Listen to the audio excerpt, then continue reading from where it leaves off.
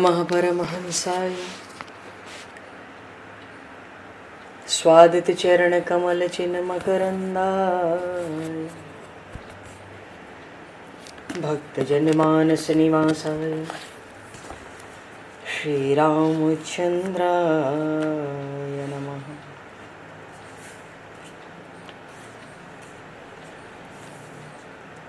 वंदे विदेहतनया पदपुंडरीकं केशौरसौरभसमाहत योगिचेतं हन्तुं प्रतापमनिशं मुनिहंससेव्यं सन्मानशालिपरिपीत परागपुञ्जम्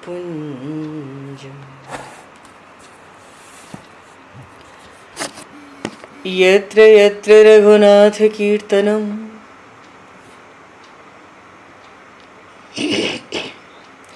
तत्र तत्र कृतमस्तकाञ्जलिं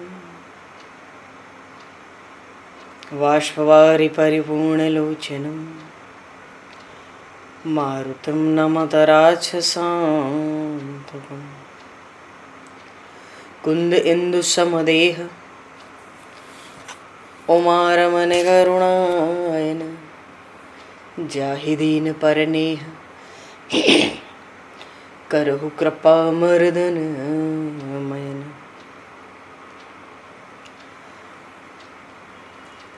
प्रहलाद नारद पराशर पुंडरीक व्यासे अम्बरीश शुक शौनक भीष्म दालभ्याम रुक्मांगद अर्जुन वशिष्ठ विभीषणादीन एतानहं परम भागवतान् नमामि। श्री सीतानाथ समारंभां श्री रामानन्दार्य मध्यमाम् अस्मदाचार्य पर्यन्तां वन्दे गुरु परम्पराम्।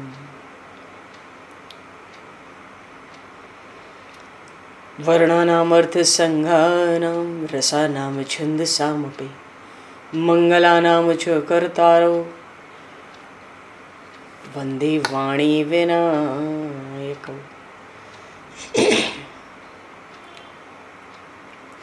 नान्यास्पृहा रघुपते हृदये स्मदीये सत्यं वदामि च भवान् किलान्तरात्मा भक्तिं प्रयक्ष रघुपुङ्गवनर्वरां मे कामादिदोषरहितं कुरु मानसं च। भक्त भक्ति भगवंत गुरु चतुर्नाम वपु एक तिनके पद वंदन के नाशहि विघ्न अनेक। बंधु तुलसी के चरण जिनकी न्यो जग काज कल समुद्र घोरत लगो प्रगट्यो सप्त जहां। श्री गुरु चरण सरोज रज निज मन मुकुर सुधार वर्णो रघुवर विमल यश जोदायक फलचार। हरिशरण श्री राम जय राम जय जय राम।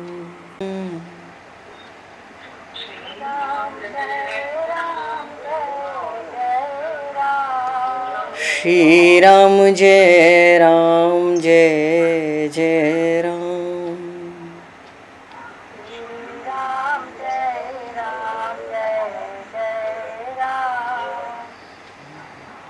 जय सिया राम जय जय हनुमान।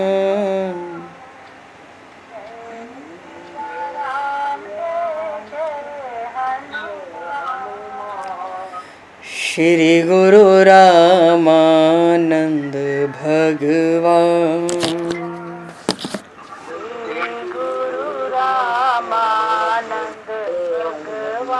श्री गुरु रामानंद भगवान।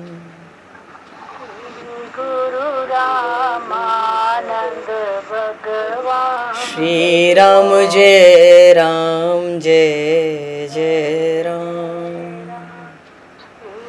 राम जय राम जय सिया राम जय जय सिया राम। जय सिया राम जय जय सिया राम। जय सिया राम जय जय सिया राम। जय सिया राम जय जय सिया राम। बोली सियावर रामचंद्र भगवान की जय। संपूर्ण राम दरबार की जय। श्री अवध मिथिला धाम की जय। श्री बांके बिहारी लाल की जय। 84 कोस ब्रजमंडल धाम की जय। श्री रामचरितमानस जी महाराज की जय। श्रीमन्नाम महाराज की जय। श्री पंडरीनाथ भगवान की जय। कली पावन अवतार गोस्वामी तुलसीदास जी महाराज की जय। सब संतन की जय, सब भक्तन की जय, समस्त वैष्णवन की जय, समस्त पूर्वाचार्य चरणन की जय, समस्त संप्रदाचार्यन की जय। श्री सद्गुरुदेव भगवान की जय। गंगा मैया की जय, जमुना मैया की जय, सरजू मैया की जय, गौ माता की जय, तुलसी माता की जय, पृथ्वी माता की जय, एकाशी महारानी की जय। जय जय श्री सीताराम जय जय श्री राधेश्याम। नमः पार्वती पते हर हर महादेव। हरि शरणम। अनंत कोटि ब्रह्मांड नायक सर्वेश्वर पूर्ण परात्पर ब्रह्म असंख्य कल्याण गुणगणलय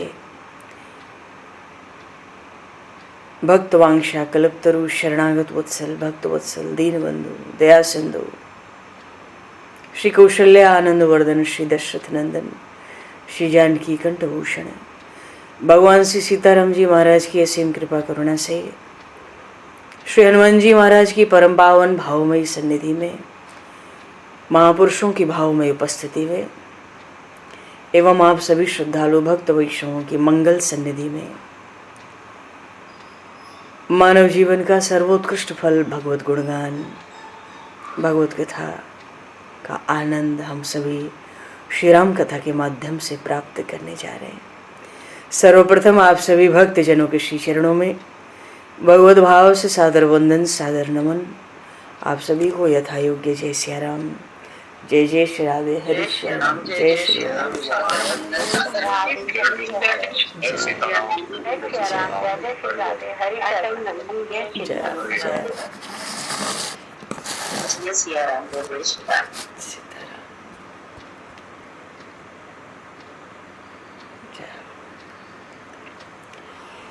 श्री रामचंद्र चरणों मनसा स्मरामि। श्री रामचंद्र चरणों वचसा गृणामि। श्री रामचंद्र चरणों सरसा नमामि। श्री रामचंद्र चरणों शरणं प्रपद्ये। माता रामो मत्पता रामचंद्रः स्वामी रामो मत्सखा रामचंद्रः सर्वस्वं मे रामचंद्रो दयालुर नान्यम जाने नैव जाने न जाने। मंगलम कौशलेन्द्रस्य महनीय गुणालये चक्रवर्ती तनुजाय सार्वभौमाय मंगलम। रामं रामानुजं सीतां भरतं भरतानुजं सुग्रीवं वायुसूनं च प्रणमामि पुनः पुनः। नमोस्तु रामाय सलक्ष्मणाय दिव्यै च तस्मै जनकात्मजाय। पूर्व प्रसंग में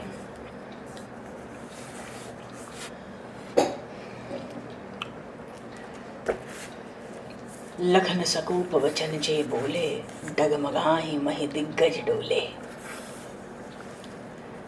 सकल लोग सब भूप डराने।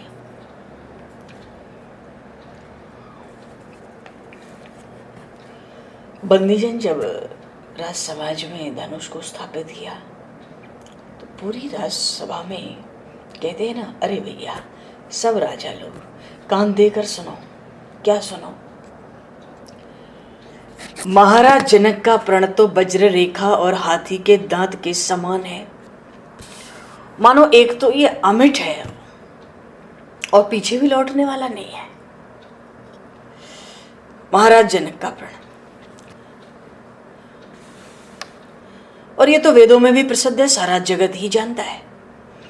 श्री महादेव का ये जो पिनाक है, पिनाक का अर्थ भी धनुष ही होता है, पर भगवान शिव के इस धनुष का नाम भी पिनाक है। ये धनुष बड़ा ही घोर और कठोर है। इसने तो रावण को भी नीचा दिखा दिया, जिसने कैलाश पर्वत को भी तुक्ष करके दिखला दिया था।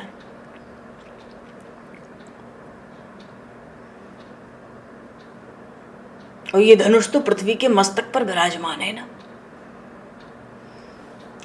और जैसे विधाता का लेख होता है ना, जरा भी टस से मस ना हो, ऐसे ही ये धनुष भी पृथ्वी से जरा भी टस से मस नहीं होता। पर बात यह है कि राजा हो या रंग हो, जो कोई इस धनुष को तोड़ेगा वही जानकी को वरेगा। सुन सुन के तो राजा लोग उत्तेजित होके उठ खड़े होते थे, क्रोध भी आता था, मानो महाराज जनक के ये वचन उन राजाओं के बाहुबल का तिरस्कार करते हों। ये वचन तो उनको बाण के समान चुभते थे, क्योंकि धनुष तो हिलता भी नहीं था, टूटे क्या। धनुष तनक भी नहीं टला किसी से। सब लोग बड़े लज्जा भाव से सर झुकाकर बैठ गए। सब राजाओं, राजकुमारों, सम्राटों, मंडलेश्वरों को ये जो मुख थे ना, श्रीहीन हो, पूरा शरीर ही कोई तेज प्रभाव बल बचे ही नहीं। जैसे दिन के समय चंद्रमा मलिन होता है, ऐसे बैठे हैं। जनक जी को क्रोध आया। श्री सीता जी की ओर देखा, बड़े दुखित, बड़े रुष्ट, बड़े अधीर होकर कहते हैं, अहो देखो तो, सातों द्वीपों और नवखंडों के राजा। देखो पृथ्वी पर 7 द्वीप हैं। अभी तक विज्ञान को एक ही द्वीप मिला है, जम्बू द्वीप, जिसमें हम लोग हैं। 7 द्वीप हैं और इस सृष्टि में 9 खंड हैं। 9 खंडों के अधिपति अलग अलग हैं, सबके पुजारी भी अलग अलग हैं। हम जिस खंड में, उसको भरत खंड कहते हैं। यहाँ के प्रधान ठाकुर हैं बद्रीनारायण, और देवर्षि नारद उनके प्रधान पुजारी हैं। 9 खंड पृथ्वी के। तो महाराज जनक कहते हैं, अहो देखो तो, 7 द्वीप और 9 खंडों के राजा, मनो 14 भुवन 3 लोक सब आ गए। इस 7 द्वीप 9 खंड में सब आ गए। पृथ्वी तो एक लोक है, बात पृथ्वी की नहीं है कि पृथ्वी से ही आए, ना ना, 7 द्वीपों और 9 खंडों के राजा आ गए। पर इतना भारी लाभ, तीनों लोक की विजय पताका और ये भूमिजा कन्या, मानो किसी को भाया नहीं। मानो तभी तो धनुष नहीं टूटा, हिला तक नहीं, अपनी जगह डिगा हुआ है। मानो पृथ्वी तो वीरहीन हो गई है। ऐसा लगता है सारे वीर कहीं जाके छिप गए हो। लक्ष्मण जी की तो भ्रिकुटियां टेढ़ी, बड़े क्रुद्ध हुए। ये सब प्रसंग हो चुका है। लक्ष्मण जी तो बड़े क्रुद्ध हुए, भुजाएं फड़कने लगी, होठ फड़फड़ाने लगे, क्रोध में बोले। तो राम जी से कहते हैं कि हे सूर्य कुल कमल दिवाकर, आप सूर्यवंश के सूर्य हो। कभी उनको रघुकुल की मणि कहते हैं, कभी सूर्यवंश के सूर्य कहते हैं।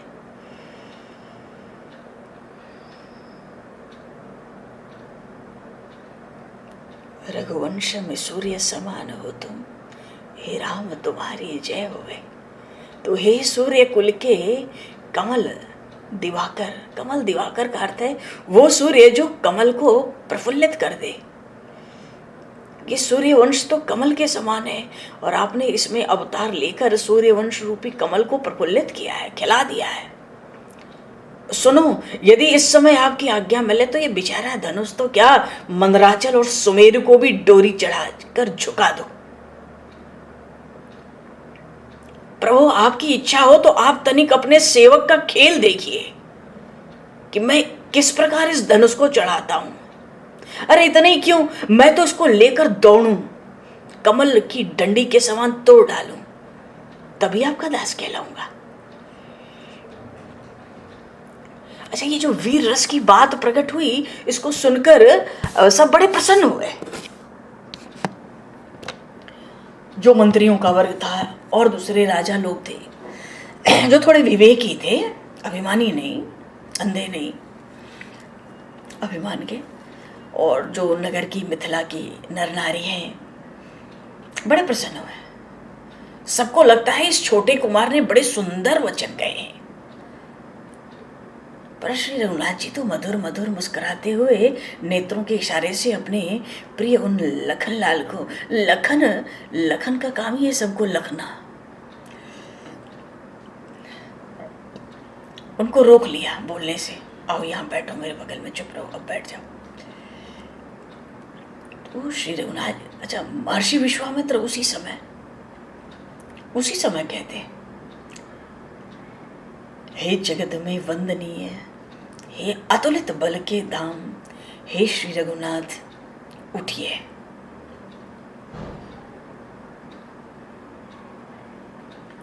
उठहु राम भंजहु भव चापा, मेटहु तात जनक परितापा। देखो ना जनक को कितना दुख, कितना कष्ट है। उठो, आज्ञा दे दी है, दर्शन नहीं, अभी तक तो दर्शन करने आए थे। उठहु राम भंजहु भव चापा। गुरु जी की आज्ञा है, जनक जी की आज्ञा से नहीं उठे, हाँ गुरु आज्ञा से उठे। सबका आधार तो वो शिव धनुष ही हो गया है ना। अब सभा में क्या करें तो क्या करें।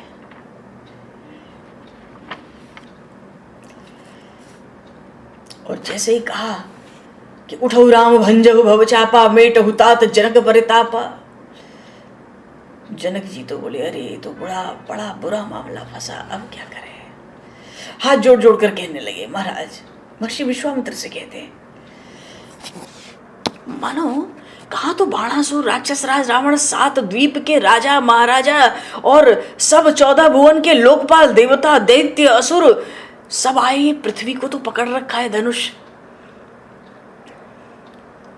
अरे जरा विचार करो और इस समय सभा की गति देखो। महर्षि विश्वामित्र से कहते हैं, वात्सल्य उमड़ पड़ा। ये जानते हैं राम कौन है, पर ऐसा वात्सल्य उमड़ा, नहीं राम को मत कहो, ये धनुष तो पृथ्वी पकड़ ले, राम को मत कहो, उनके मुखारविंद की श्री को मत छीनो। सब अपनी फजीहत करा चुके हैं, ये तो देख नहीं लायक है। इनका मन देखो कैसा प्रसन्न है, मानो भाव है कि क्या फिर पीछे प्रसन्न रहेगा, तो ऐसा काम क्यों करते हो। ऐसा वात्सल्य का समुद्र उमड़ा है जनक जी के भीतर। इनके मन कितने प्रसन्न है। शरीर की शोभा तो देखो, जो जाता है वो तो प्रसन्न चित्त और शोभा से जाता है, पर फिर तो सब श्रीहत हो जाते हैं। तो राम जी के लिए ऐसा क्यों कहते हैं, वात्सल्य उमड़ पड़ा। कहाँ 14-15 वर्ष का बालक। गीतावली में गोस्वामी जी ने कहा, इनके जितों है मन शोभा अधिकारी तन, और मुखन की सूक्ष्म सुखद सर सही है, रावरो भरोसो बल कह कोई और छल, कींधो कुल को प्रभाव कींधो लड़कई है, कन्या कल कीरत विजय विश्व बटोरिक, केंधो करतार इन्हीं को निर्मयी है। क्या बात है, आप नहीं समझते हो, आप इनको आज्ञा देते हो। मानो अब तो जाना पड़ेगा राम जी को सबके बीच में, वहां अभी तो आपके पीछे बैठे हैं बालक, सब प्रजा, हम सब उन्हीं का दर्शन कर रहे हैं यहाँ जो भी है। क्यों उनकी मन की प्रसन्नता छीनना चाहते हो। और या तो बताओ, क्या आपके भरोसे का बल है, मानो कोई सिद्धि, कोई तंत्र मंत्र तगड़ा सिखा रखा है कि आपको विश्वास है ये तोड़ देंगे।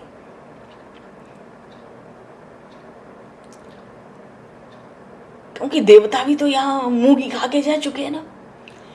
या ऐसा कोई सूर्यवंश रघुवंश का कोई अद्भुत छपा हुआ प्रभाव है।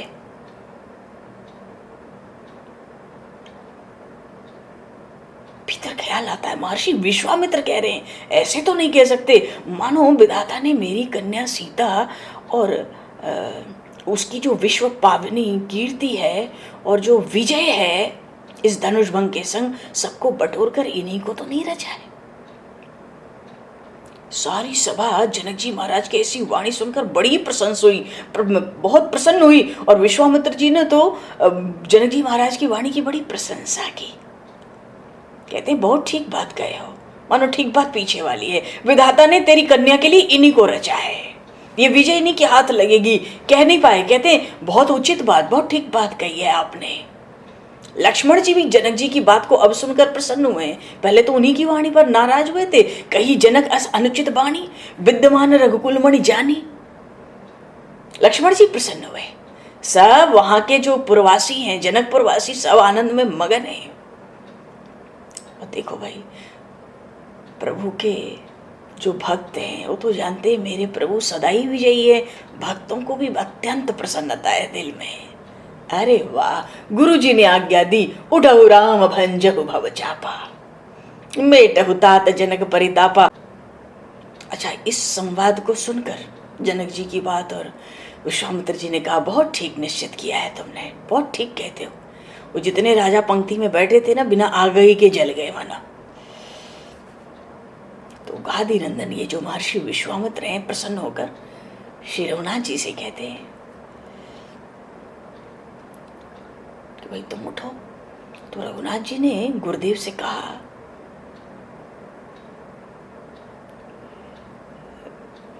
पहले विश्वामित्र जी कहते हैं कि देखो वत्स राम, देखो महाराज जनक की गति बड़ी अगाध है।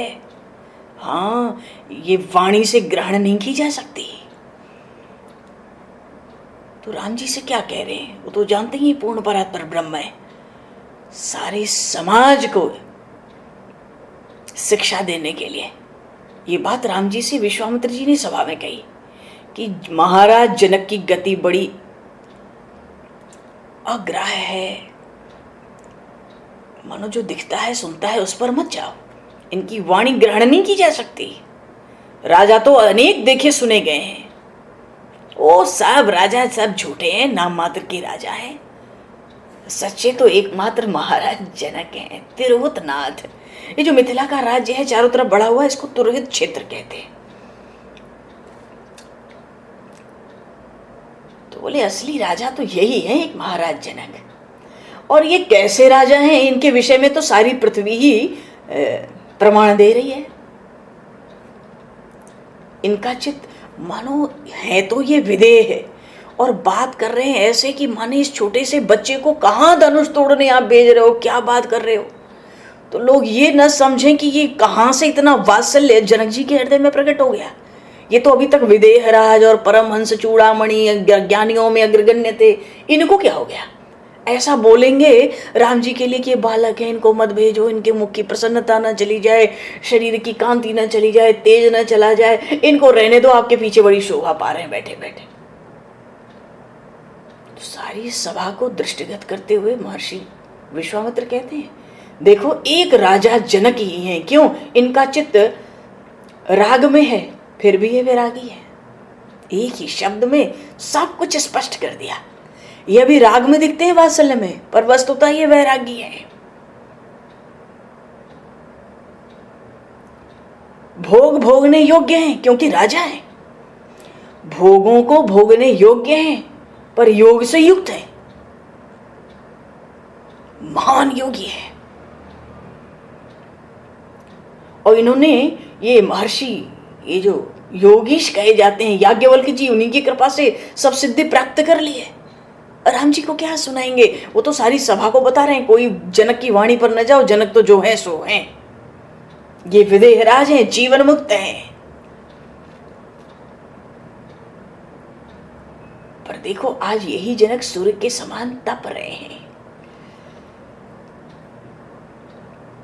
इनकी वाणी पर मत जाओ, ये मत सोचो कि सूर्य के समान तप ही रहे हैं जो बोल रहे हैं। न तो ये सूर्य से तपते हैं, न चंद्रमा से शीतल होते हैं, ये तो उपाधि से रहित है ना, ये सहज समाधि में रहते हैं।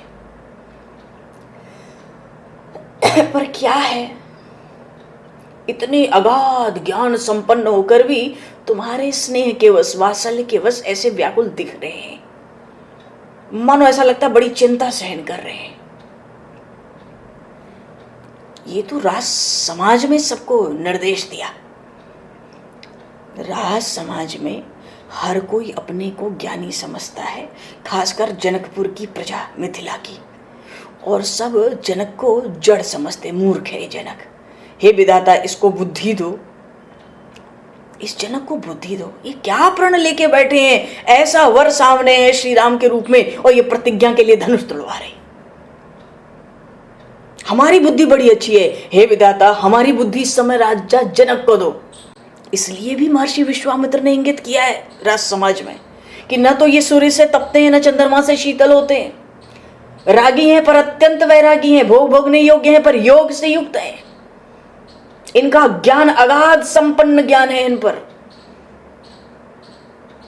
अच्छा, तो तुम्हारी बुद्धि तो जनक जी को मिल जाओ और जनक जी की जड़ता, अब बता, हानि लाभ कुछ समझते ही नहीं, विचार करते ही नहीं, तो भाई जनक की जड़ता कहां जाए? बोले विधाता तुम ले लो थोड़ी देर के लिए। तो ऐसी ऐसी जो सबके मन में खूब भाव उठ रहे थे दृढ़, उसको भी विश्वामित्र जी ने अंगत किया। तो राम जी के बहाने किया, उनको बता रहे जनक की वाणी पर मत जाओ। तो प्रभु तो करुणामय है ना, खड़े हो गए जब, सुनि गुरु बचन चरण सिरुनावा, हर्ष विषादन कछ उर आवा, ठाड़े भय उठी सहज सुहाए, ठबनि जुबा मृगराज लजाए। खड़े हो गए, गुरु जी को प्रणाम किया, खड़े हो गए। जनक जी का दुख याद आ गया, क्योंकि ये कहा ना कि सूर्य से तपते नहीं है, ये तपे हुए दिख तो रहे हैं, वाणी से बड़े बिलख रहे हैं, व्याकुल हैं, पर ऐसा समझना नहीं, ये अगाध ज्ञान से संपन्न है ये जनक, ये तो तुम्हारे वात्सल्य के मारे, तुम्हारा स्वरूप भी जानते पर वात्सल्य के मारे इनका बस नहीं चल रहा, ये तो जो हैं सो हैं। तो राम जी भी गुरु जी से बोले, हे गुरुदेव, आज जनक जी के समान और कौन राजा है, जिन राजा की आप इतनी प्रीतिपूर्वक सराहना कर रहे हैं। प्रभु कहते हैं देखो इनके समान रागी और साथ में वैरागी ऐसा दूसरा कौन भाग्यवान होगा। ये तो पृथ्वी का भोग करते हुए भी योग सुख का ही अनुभव करते हैं।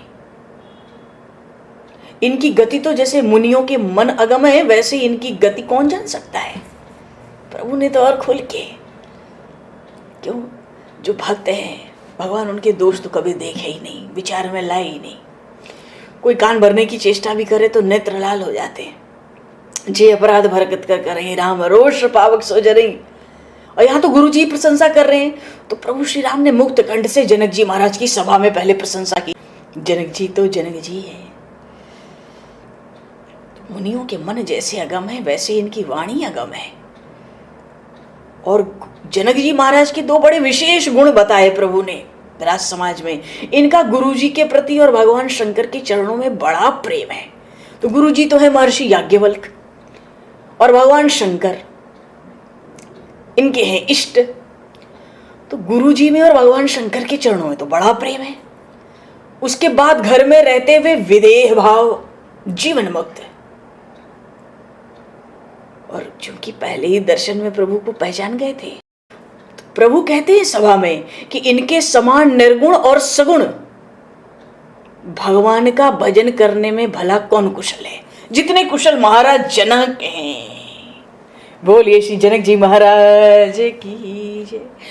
कितनी सुंदर बात है, कितनी विलक्षण बात कही प्रभु ने कि सगुण और निर्गुण दोनों का भजन। और फिर गुरुदेव देखिए ना, इनकी कहनी और करनी बिल्कुल एक समान है। ये प्रभु प्रशंसा कर रहे हैं महाराज जनक की।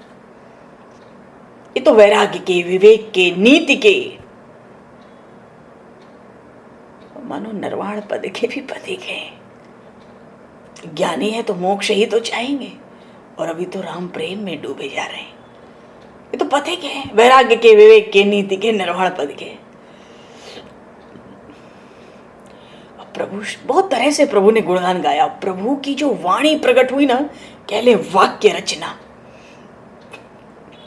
उस वाणी को तो सुनकर अब जनक जी ही सकुचा गए। जैसे दिन का समय हो तो दीपक कैसा दिखता है, जनक जी ही सकुचा गए। अब उनको होश आया, वात्सल्य से बाहर आए वाणी सुनकर। तो मुझे इनकी पहचान है तो इनको मेरी क्यों नहीं होगी, नस नस की पहचान है। चित्त में जो वात्सल्य की बाढ़ आ रही थी थम गई, जो थोड़ी सी चिंता आई थी वो दूर हो गई। उनको बिल्कुल बराबर ज्ञान हो गया कि पुराण पुरुष का अवतार हुआ है। अरे यही तो विश्व विराट पुरुष है, इसके पीछे हम इतना वात्सल्य प्रकट कर रहे थे, इन्होंने मेरी आंख खोल दी। हम इनको बच्चा समझते हैं और ये कैसी वाणी बोलते हैं। मानो भीतर का सब खजाना मेरे वाणी से अपने बाहर निकाल दिया इन्होंने। सब छिपी हुई बात राज सभा में कह दी इन्होंने। अब इस समय तो जो सभा बैठी है, महाराज जनक, गुरु जी, नगर के सब नर नारी, मिथिला के और आकाश में स्थित सब देवता, अरे वो सब इन करुणा निधान भगवान राम का मुख निहार रहे हैं और एक दूसरे से प्रेम वश प्रकट होकर कहते हैं कि हे प्रभु, हे भगवान, अब आप शंकर जी का धनुष तोड़िए। उठ हो राम भंज हो भव चापा, उठ हो राम भंज हो भव चापा, उठ हो राम। उठो और धनुष तोड़ो। खड़े हो गए। जहां एक ऊंचे विलक्षण मंच पर दिव्य आसन पर बिठाया था, जब प्रभु वहां खड़े हुए तो उदित उदय गिरि मंच पर रघुवर बाल पतंग, मानो उदयाचल पर्वत है और उस पर बाल सूर्य प्रकट हुआ। बोलिए श्री राम राजा सरकार की जय। खड़े हुए तो जब सूर्य प्रकट होता है तो कमल खिल जाते हैं। संतों के हृदय खिल गए, भक्तों के हृदय खिल गए प्रभु के खड़े होते ही। और नेत्र तो जाकर सबके प्रभु राम में लगे। अच्छा, सूर्य प्रकट हुआ, मान लो बाल सूर्य प्रकट हुआ प्रभात काल का, तो रात्रि की क्या हालत होगी? रात्रि कोई आशा अभी भी रखे अपने अस्तित्व की तो कोई बात है। सूर्य के सामने क्या अंधेरा टिकता है? मानो ऐसे ही राजाओं की सब आशा नष्ट हो गई। खड़े होते ही प्रभु के वो जो आशा लगी थी श्री जानकी की, वो नष्ट हो गई। क्योंकि ये आशा तो बड़ी अंधेरे के समान है ना, ये तो अंधेरा फैलाने वाली आशा है, गलत है। और प्रभु तो बाल सूर्य की तरह मंच पर प्रकट हुए। और जो दुष्ट राजा थे, छली कपटी, तो रात का अंधेरा था, राजाओं की आशा था, तो उल्लू बन के छिपे थे। अब जब सूर्य प्रकट हुआ तो इनको भी छिपने की जगह कहाँ है? अब जाओ कहीं कोना पकड़ो। सब ऋषि महर्षि देवता प्रसन्न हो गए। बरसई सुमन जनामई सेवा, पुष्पों की बरसात शुरू। प्रभु अभी चले नहीं एक भी कदम। स्वर्ग के कल्प वृक्ष के पुष्पों की झड़ी लग गई, मानो अपनी अपनी सेवा भेंट कर रहे हैं। तो प्रभु चलेंगे कैसे? गुरुपद बंदे सहित अनुरागा, राम मुनिन सन आयुष मांगा। विश्वामित्र जी को मस्तक प्रणाम तो पहले ही किया था, अब मस्तक झुकाया बड़े अनुराग से। और जो अपनी मुनि मंडली थी, बहुत समय से सब साथ साथ थे, उनको भी सिर नवाया, मानो सबसे आज्ञा मांग रहे हैं। राम मुनि ने सन आयुष मांगा। जो मंडली चल रही थी सिद्धाश्रम से, उनसे भी आज्ञा मांगी, आज्ञा हो तो फिर सब तो प्रसन्न है, सबके हृदय गदगद हैं। अरे ताड़का को मार कराए, सुबाहु को मार कराए, मारीच को उठा फेंका है 100 योजन दूर, अहिल्या का उद्धार किया है। अब गुरु जी की आज्ञा से धनुष भंग करने जा रहे हैं। सहज ही चले सकल जग स्वामी, मत कुंज वर कुंजर गामी। जैसे मत वाला हाथी चलता है ना, सहज स्वभाव की चाल, गज के समान चाल। दूसरे राजा आते तमक तमक कर आते, जोर लगाते, फिर एकदम लज्जित। चलत राम सब पुर नर नारी, पुलक पूरी तन भय सुखारी। राम जी चले, अरे चले क्या, मिथिला के तो सब नर नारी अत्यंत पुलकित हो गए। शरीर में रोमावली छा गई, बड़ा सुख मिला। भाई ये रोमावली से तो काम नहीं चलेगा, राम जी चल रहे हैं, होश में आओ सब लोग। बंद पितर सुर सुकृत समारे, जो कछु पुण्य प्रभाव हमारे, तो शिव धनु मृणाल की नाई, तोरे हूं राम गणेश गोसाई। और अभी तो जनक जी व्याकुल हुए थे, अब महारानी सुनैना। पहले तो महाराज जनक का वात्सल्य मचल उठा था।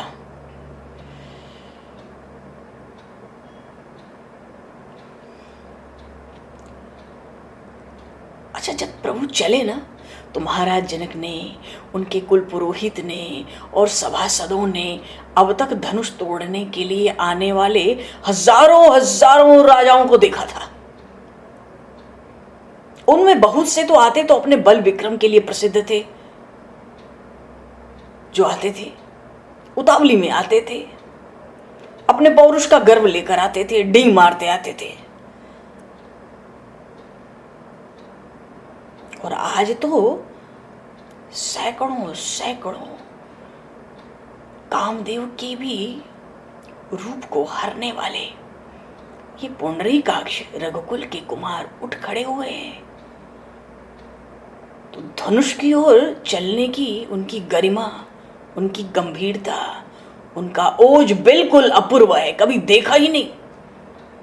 न ऐसी चाल, न ऐसा शोभा, न ऐसी गंभीरता, न कोई प्रसन्नता है, न कोई विषाद है। सारा राज समाज कहता है, अरे ये तो शील के सिंधु हैं, ऐसा शील तो दुर्लभ है विश्व में। कोई जल्दबाजी नहीं है, कोई शंका की रेखा भी नहीं है मुखारविंद पर। श्री राम उठे हैं तो उन्होंने जो पीतांबर लिया है ना ऊपर पटका, उसको भी कमर में बांधना हुआ आवश्यक नहीं मानते। ये सब लटकन झटकन लगी रहेगी तो धनुष कहां उठाओगे।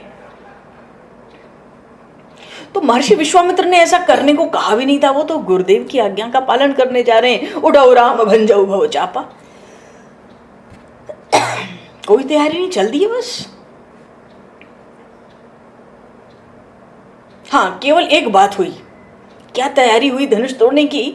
अपने कंधे पर जो धनुष था उसको अपने कंधे से उतार कर अपने अनुज को दे दिया और खुद मंच से उतर आए। महाराज जनक का वात्सल्य फिर मचला, उनकी इच्छा हुई।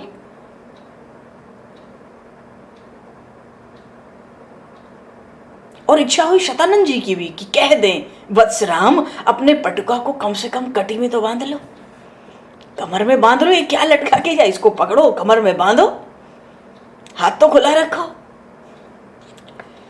अपनी ये अलके इनको थोड़ा समेट लो। किंतु मुख से किसी को कहा थोड़ी गया, कुछ कहने में भी संकोच हुआ। तो मंच से तो प्रभु उतरे, पर प्रभु श्री राम ने घूमकर पुनः महर्षियों को, महर्षि को और मुनि मंडली को मस्तक झुकाया, मंच से उतर के भी। और सिंह की, सहज सिंह के समान गति से धनुष की ओर चल पड़े। अच्छा, अयोध्या के राजकुमार धनुष देखेंगे, ये सूचना तो राजभवन में और पूरे नगर में अपने आप ही हो गई थी। और जब इतना विशाल धनुष 5000 व्यक्ति खींचकर, इतने वीर खींचकर ढकेल के जैसे तैसे लाए, क्योंकि धनुष तो बहुत दिनों से अपने अर्चा पूजन के स्थान पर ही था, तो उसको देखने या उसको उठाने वालों की चर्चा तो मिथिला में लगभग समाप्त हो चुकी थी। और धनुष रंगस्थल में आया है, रंगभूमि में, तो वहां के जो नर नारी हैं उनको भी तो बड़ा आनंद हुआ ना, सब इकट्ठे तो थे ही। फिर जब धनुष बाहर आया तो महाराज जनक का जो अंतःपुर था, रनिवास, वो भी तो सब बाहर आया।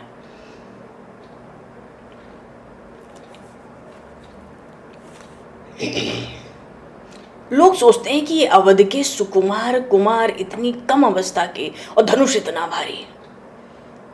अब लोगों के हृदय आशंका से पूर्ण है, एकदम परिपूर्ण है, आशंकाएं ही भरी पड़ी है, कुछ निश्चित कोई कह नहीं पाता।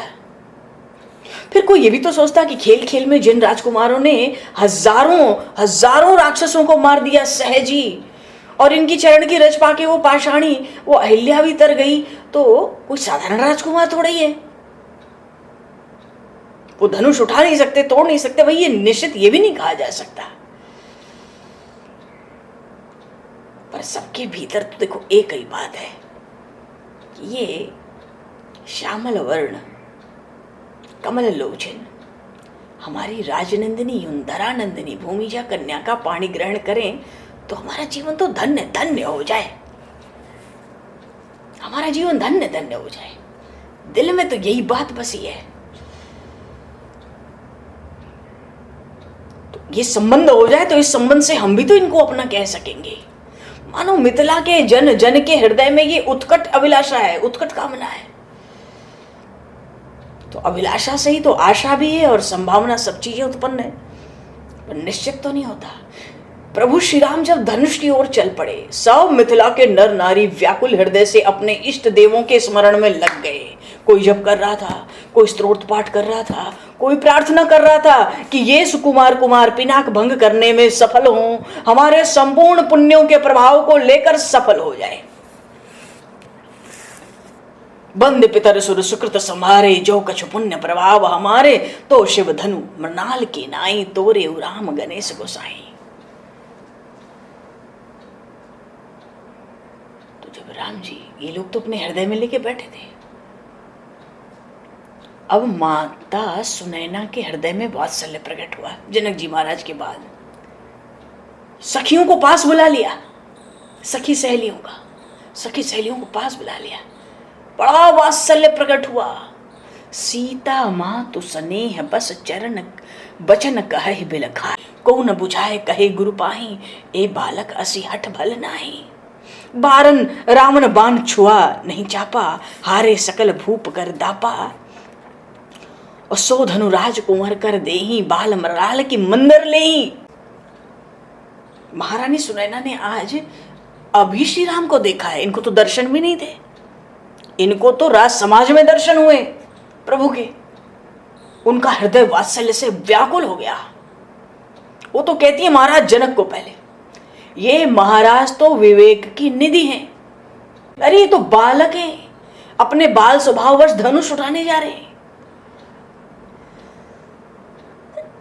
अगर उठा भी ले, मेरी कन्या तो जब धनुष उठाई थी तो महाराज कितने दुखी हुए थे, कितनी देर तक इस धरानंदिनी का हाथ अपने हाथों में लेके सहलाते रहे, हथेलियां लाल हो गई थी थोड़ी, ये धनुष भयंकर भारी है, और कहीं इनके उठाने पर हाथ से छूटकर गिर पड़े।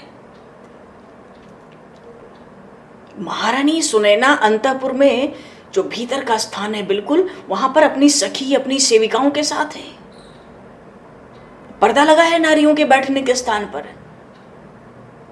तो ऐसे समय में महाराज को कोई संदेश भेजने की भी स्थिति तो नहीं है।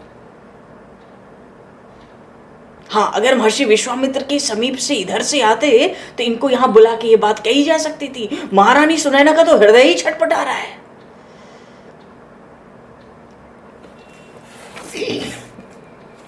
वो तो कहती है सखी सब कौतुक देख हमारे, ये जो हमारे कहलाने वाले थे ना, मिथिला में हैं, जनकपुर में, मिथिला में हमारे सगे संबंधी परिजन, पुरजन नहीं, प्रजा नहीं, परिजन, ये भी तमाशा देखने बैठे हैं। देखो जरा, देखो सब लोग धनुष तोड़ चुके 3 बार स्वयंवर में, अब इस बालक को, बच्चे को बुला रहे। क्या सौंदर्य है, ये देखने के लिए है कि इतने भारी धनुष के पास जाने के लिए? जो हमारे कहलाते थे वो भी आज तमाशा देख रहे हैं। जेव कहावत हितु हमारे, जो आज तक हमारा कल्याण और मंगल और शुभ चाहते थे, वो भी तमाशा देख रहे हैं। मानो भाव यह है कि हम तो कुछ कह नहीं सकते उठ के, इस भारी विशाल राज समाज में हम तो कुछ कह नहीं सकती। ये महाराज जनक को क्या हो गया है, इनको तो समझ आने, इनका विवेक कहाँ गया? ये गुरु जी को भी कोई समझा कर नहीं कहा था, ए बालक असी हटे बल, अरे तो बच्चे हैं, बच्चे के लिए भी ऐसी कोई बात कहता है? यहां आने वालों का बल पराक्रम नहीं सुना क्या किसी ने?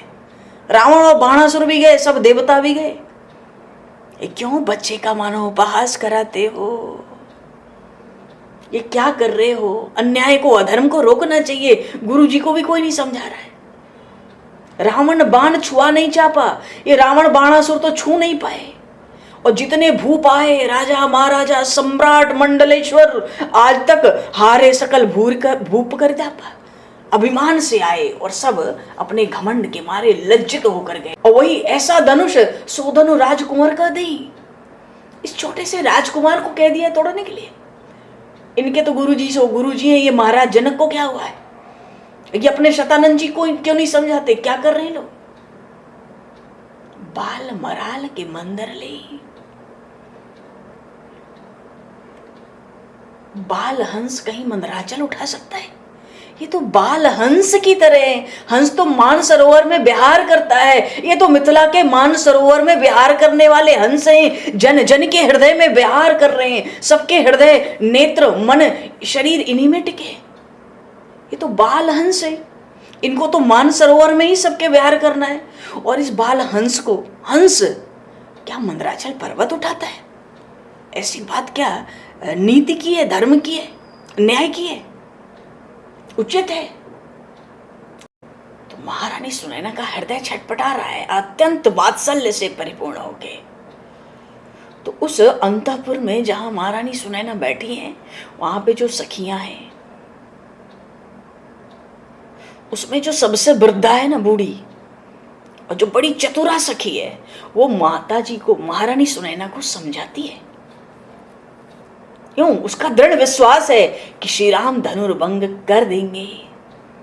पर क्या करें, महारानी का हृदय तो वात्सल्य से परिपूर्ण होने के कारण वो शांत नहीं हो रहा, हृदय शांत नहीं हो रहा है। बोली चतुर सखी मृदुबानी, तेजवंत लघु गणियन रानी।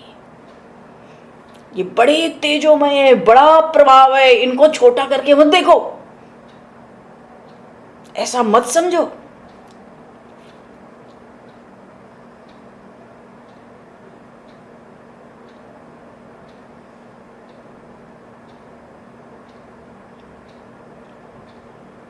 कहां कुंभज, कहां सिंधु अपारा। महारानी क्या भूल गई? कहां महर्षि अगस्त, कहां अपार समंदर पी गए। कोई सोच सकता है? ऐसे ये भी बड़े तेजवंत है, इनको छोटा मत समझो। अगस्त जी ने समंदर पी लिया, सो से सुजस सकल संसारा। आज भी संसार में उनका इतना यश है। और देखो ना, रविमंडल देखत लघु लागा। सूर्य प्रकट होते हैं तो छोटे दिखते हैं, लेकिन उनके उदय से उदयतास त्रिभुवन तम भागा। तीनों लोग 14 भुवन का अंधकार दूर हो जाता है। छोटे से सूर्य नारायण दिखते हैं जब उदित होते हैं। इसलिए इनको छोटा करके मत समझो। ये बड़े तेजवान, बड़े पराक्रमी, बड़े प्रभावशाली। कहां एक बार में बात समझ आवे। सखी कहती है, मंत्र परम लघु जा सुबल विधि हरिहर सर्व सुर सर्व महामत्त गजराज कहां बस कर अंकुश खर्व। हे महारानी, आप ये क्यों बोलती हो? मंत्र तो बड़ा छोटा होता है, पर उसका प्रभाव कितना विलक्षण होता है। जिसके वश में विधि हरि हर सुर सर्व, ब्रह्मा विष्णु महेश सब देवता मंत्र के वश में होते हैं। धनुष की महिमा जो है सो है, पर इनको भी छोटा मत गिनो। अब कामदेव धनुष लेता है, पुष्प का धनुष कामदेव लेकर चलता है, पर उसका प्रभाव देखो। सकल भुवन अपने बस के ने, उस काम ने सबको अपने वश में कर रखा है। सबको वश में कर रखा है कामदेव ने। हाथ में केवल पुष्पों का धनुष लेता है। इसलिए कहते, आप धैर्य रखो। देवी तजिय, हे देवी तजिय, संशयस जानी, भंजब धनुष राम सुन रानी, भंजब धनुष राम सुन रानी। और सखी बचन सुनी भई परतीति। सखी की वाणी सुनकर विश्वास हो गया, हाँ वो अगस्त जी भी तो बड़े छोटे। कहाँ पार समंदर, कहाँ छोटा सा सूर्य, कहाँ त्रिभुवन का अंधकार दूर, कहाँ कामदेव हाथ में धनुष लिया है तो फूल का, और क्या उसका प्रभाव। हाँ ठीक है। और आगे का प्रसंग, तब राम ही बिलो की वैदेही।